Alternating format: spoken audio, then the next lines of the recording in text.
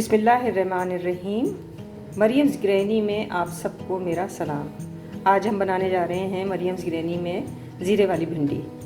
ज़ीरे वाली भिंडी आपने कभी दो मसालों के साथ बनाई जाने वाली भिंडी का नाम सुना है?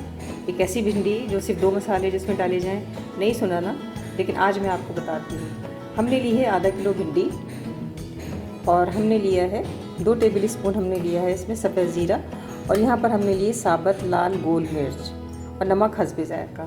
सिर्फ हम आपको बहुत ही आसान सी, सादा और सहल सी मैं आपको एक ऐसी तरकीब बता रही हूँ कि बस आपने भिंडी काटनी है और उसके बाद उसको आराम से किस तरीके से चढ़ा देना है, और 10 से 15 मिनट के अंदर तैयार होने वाली ये डिश है। और चूँकि भिंडी जो है वो सबकी इंतहाई पसंदीदा और मरगूब ग़िज़ा है, तो इसलिए मैंने सोचा कि आपको बहुत ही आसान और इजी तरीके से रोज़मर्रा के खानों में बनाई जाने वाली भिंडी की तरकीब बताई जाए। तो यहाँ पे जो भिंडी हमने ली है वो बहुत ज़्यादा बड़ी भी नहीं है, बहुत ज़्यादा छोटी भी नहीं है, बिल्कुल लंबी और ये सादी सी एक भिंडी है। लेकिन यहाँ पे कुछ भिंडियाँ ऐसी आ जाती हैं जो कि बहुत छोटी होती हैं और जिनके नोकें टुड़ी हुई होती हैं, तो ये भिंडी जो है ये इतनी ज़्यादा काबिल एतबार नहीं होती। लेकिन ये भिंडी हमारी साफ़ है। अगर इसके बीच में यहाँ पे काले धब्बे पड़े हों या कोई काला सा सुराख नज़र आए तो आप समझ लीजिए कि ये भिंडी जो है ये इतनी अच्छी नहीं है और आप इसको डिस्कार्ड कर दीजिए, क्योंकि इसके अंदर से आपको कीड़ा नज़र आएगा।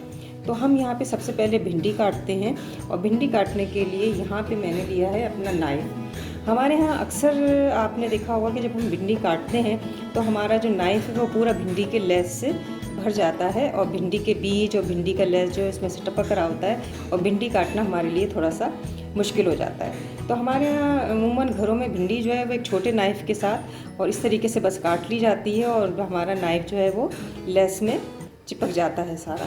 तो इसके लिए मैं बड़ा आसान सा तरीका आपको बताती हूँ। यहाँ पर हम लेंगे एक नींबू, और नींबू को आप अपनी नाइफ़ के ऊपर अच्छी तरीके से मल दीजिए। जितनी अच्छी तरीके से आप मल सकें इसको मल दें। और अगर आप कटिंग बोर्ड के ऊपर भिंडी को काट रहे हैं तो थोड़ा सा आप यहाँ पे कटिंग बोर्ड के ऊपर भी नींबू को लगा दीजिए, और इसके बाद जो है वो हम भिंडी को काटेंगे। यहाँ पे ये जो भिंडी की टैल है इसको भी उमूमन काट दिया जाता है, लेकिन मैं इसको काटना पसंद नहीं करती, क्योंकि ये भी मैं भिंडी में ही शुमार करती हूँ। हाँ, अलबत्ता इसका जो हेड है इसको हम काटते हैं। यहाँ पे भिंडी जो हम काटेंगे वो थोड़े से बड़े पीस में हम काटेंगे, क्योंकि हमें जो है वो भिंडी को बिल्कुल भुरता नहीं करना है। अगर हम भिंडी को बहुत ही बारीक सा काट लेंगे तो ये हमारे लिए फिर मुश्किल पैदा कर देगी, और पकाते में इसके बीज जो है वो निकलना शुरू हो जाएंगे। तो यहाँ पे हम भिंडी को काट रहे हैं। हमने आपको उसकी ट्रिक भी बता दी है। यहाँ पे हमने सारी भिंडियाँ जो है वो अपनी काट ली हैं, और हमारे 2 मसाले ज़ीरा और साबुत लाल मिर्च भी बिल्कुल तैयार हैं। यहाँ पे मैंने पैन में ऑयल लिया है, और मैंने ये ऑयल जो है तकरीबन 3 चमचे लिया है। भिंडियाँ बनाते वक्त जब हम भिंडी बनाते हैं ऑयल में या घी में, तो हमें तेल का इस्तेमाल जो है ज़्यादा करना पड़ता है। तो आपने अक्सर देखा होगा कि जब हम भिंडी गोश्त बनाते हैं या भिंडियाँ तलते हैं तो भिंडियों को ऑयल में तल के और फिर बाहर निकाल लिया जाता है। इससे उनका जो है वो लेस ख़त्म होने में ये मदद मिलती है। तो इसीलिए भिंडियों में हमेशा थोड़ा सा ऑयल ज़्यादा डाला जाता है।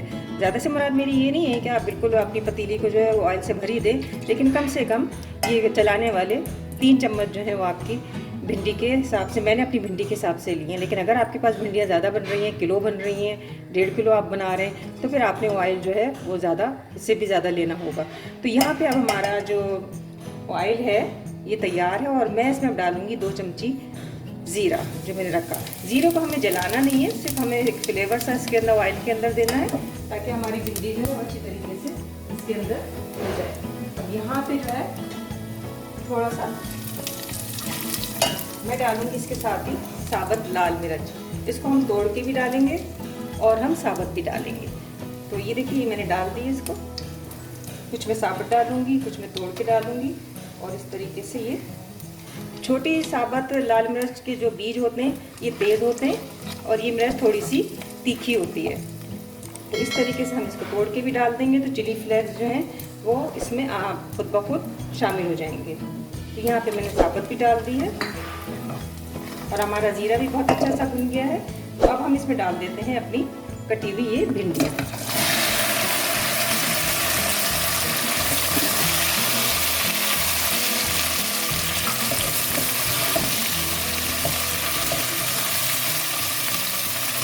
और इसके साथ ही हम इसमें डाल देंगे 1 टेबल स्पून नमक। नमक मैंने 1 टेबल स्पून डाला है क्योंकि भिंडियाँ ज़्यादा हैं, लेकिन आप अपने हल्दी जायका नमक को डालिएगा। नमक के मामले में आप अपने हिसाब से चलिए। यहाँ पे हम भिंडियों को थोड़ा सा बना लेंगे।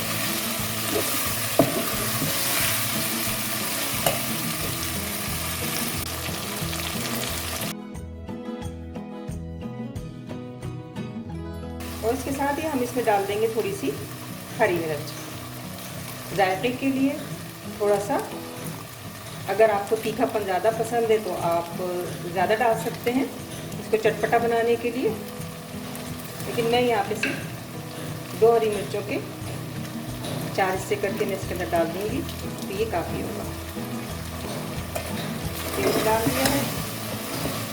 आप देखिए कि हमने इसको ऑयल में हम जैसे जैसे बना रहे हैं तो थोड़ा सा इसका लेस जो है वो कम हो रहा है, और बाकी जो लेस है वो हम नींबू का रस डालेंगे तो ये लेस जो है ये बिल्कुल ख़त्म हो जाएगा।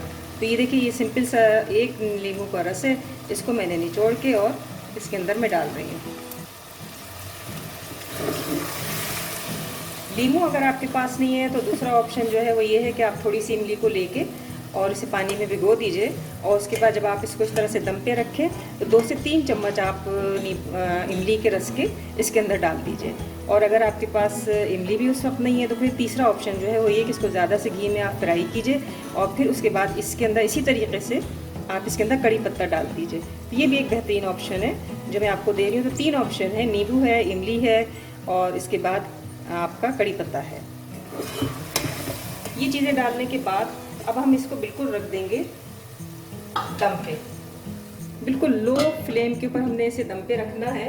तो इसको हम यहाँ से उतार लेते हैं, दूसरे चूल्हे पे रखते हैं। और यहाँ पे मैंने एक तवा जो है वो पहले से प्री हीट किया हुआ है, और इस तवे को मैं यहाँ पे रखती हूँ।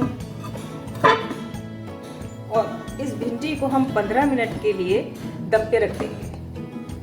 तवे पे मैं दम पे इसलिए रख रही हूँ कि इससे जलने का, भिंडी के लगने का बिल्कुल भी इम्कान नहीं होता। बिल्कुल लो फ्लेम के ऊपर आप इसको रख दीजिए, तवे को पहले से प्री हीट कर लीजिए ताकि आपकी जो भिंडियाँ हैं वो आपका तवा जो है गर्म मिले, और ये बर्तन आप आराम से रखें तो भिंडी जो है वो अपने उसी टेम्परेचर के ऊपर पकती रहे। अगर आपके पास नॉन स्टिक पैन है तो फिर तो बहुत अच्छी बात है, लेकिन अगर इस तरीके के आप एल्युमिनियम के इस बर्तनों में आप बना रहे हैं तो फिर आपको थोड़ी सी एहतियात करनी है कि भिंडी आपकी जलनी नहीं चाहिए, लगनी नहीं चाहिए।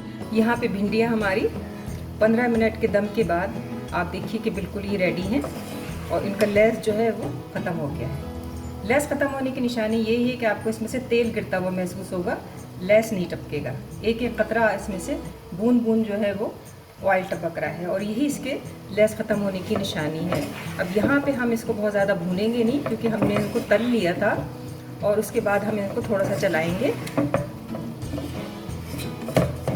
अगर आपको बहुत ज़्यादा तीखा पसंद है तो इसके ऊपर आप सबसे आखिर में यहाँ पे मैं फ्लेम कर देती हूँ बंद, और यहाँ पे आप चिली फ्लेक्स ऊपर से आप छिड़क सकते हैं। तो मेरे यहाँ तो तीखा खाया नहीं जाता, और ख़ास तौर पर मेरी जो मरियम है, मेरी ग्रैंड डॉटर, उसको भिंडी तो बहुत पसंद है लेकिन वो मिर्चें पसंद नहीं करती। लेकिन बहरहाल हमें गार्निश तो थोड़ा सा करनी है, तो हम इसको पहले तो हम इसको उतार के